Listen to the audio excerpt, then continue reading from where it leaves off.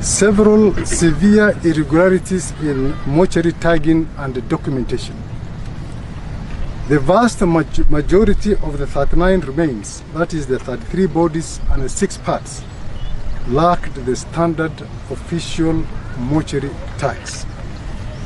Only a few had illegible hospital tags or informal handwritten wrist or foot tags.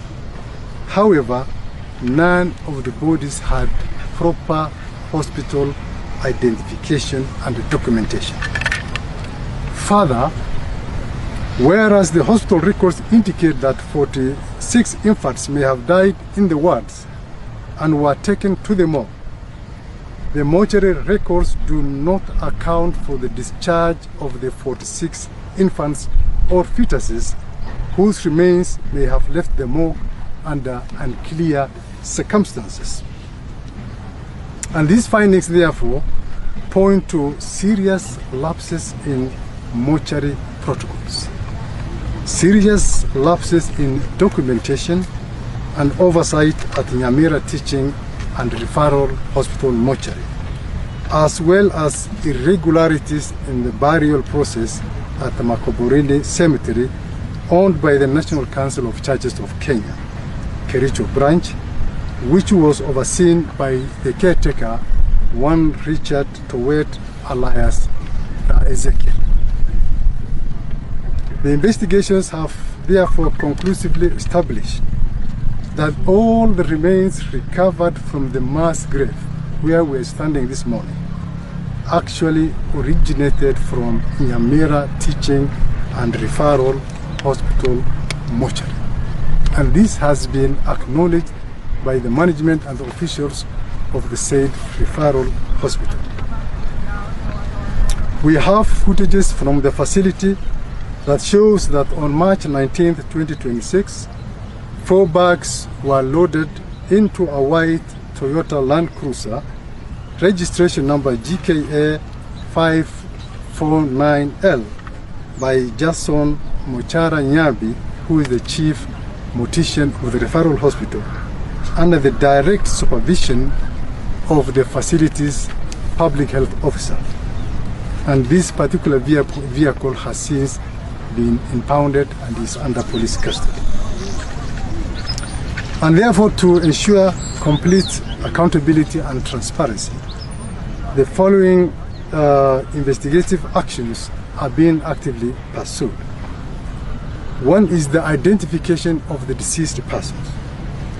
While DNA and toxicology samples have already been submitted to the government chemist for further forensic analysis, the investigation team has embarked on tracing the parents of the deceased infants, as the fetuses, and reference DNA samples from patients whose limbs were amputated at the hospital for comparison purposes. 2. Forensic document analysis, authentication and analysis of court orders, hospital records, mortuary records, and all other relevant documents pertaining to the matter under investigation. We are also pursuing outstanding administrative records from the National Council of Churches of Kenya, KERICHO branch, specifically to ascertain the confirmation of employment, the deployment details, and the roles for Richard Towet alias Ezekiel. We are also desirous to know the list of employees at the organization and confirmation of the land registration details for the NCCK Makaburini Cemetery, including whether the land is a gazetted public cemetery.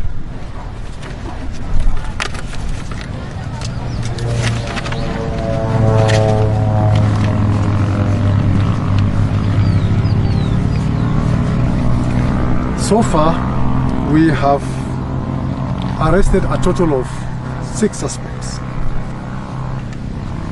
But after interrogation and interviews, we released 3 who are still again under active investigations, but the remaining 3 are in custody pursuant to court orders. and their names are as follows. Jason Machora Nyarbi, who is the mortuary officer in charge. He's the mortician, the chief mortician in Amira Teaching and Revival Hospital. We have David Araka Makori, is the public health officer, and Richard Towet alias Ezekiel, who is the cemetery caretaker. The court proceedings are ongoing, and the matter is slated for formation on 23rd of April 2026. Paid 130,000 to be paid to the management of the NCCK Makuburini cemetery. Unfortunately, like I said, there were no proper protocols. And when that payment is done, then the public health officer and the mortician were supposed to ensure that due process has been followed. And that's why I said we will be trying to establish what are the protocols, the payment processes, and the management and the custody of all these bodies. Seriously, there was a lapse. There was a lapse, and that is what is under investigation.